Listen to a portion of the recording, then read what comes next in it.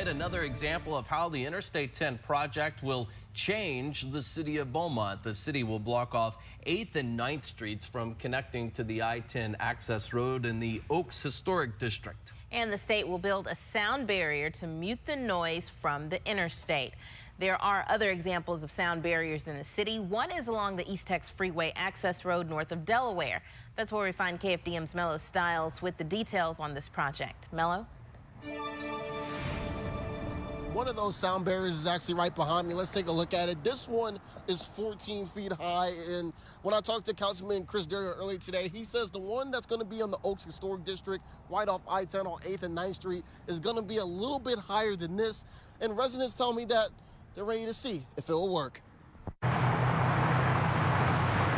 Noise that residents say makes it hard to have a conversation or sometimes even think will soon be gone.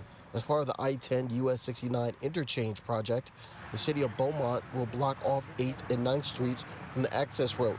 And the state will build a sound barrier wall. Some residents are happy to hear it. Sound barrier, I don't have a problem with it. As you can hear it, it's pretty loud out here when you're trying to have a conversation.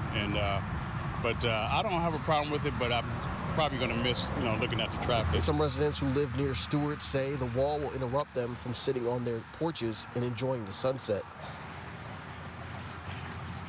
Well, right now I don't sit on my front porch because of the noise.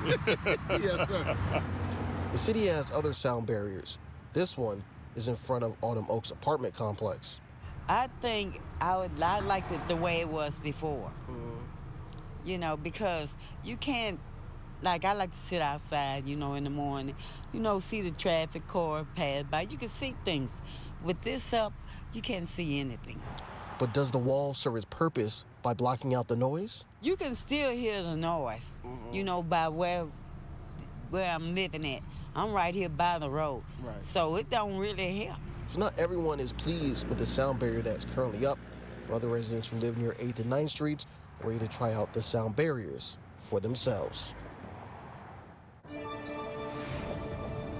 Now, Kimberly and Aaron, I actually just talked to another resident who really lives right here by the opening of the barrier, and he says it really doesn't make a difference. He still hears the sounds off the highway and off this road right here, like the barrier wasn't even there. Now, TXDOT did tell me that there's no concrete time right now for when the project will start or end.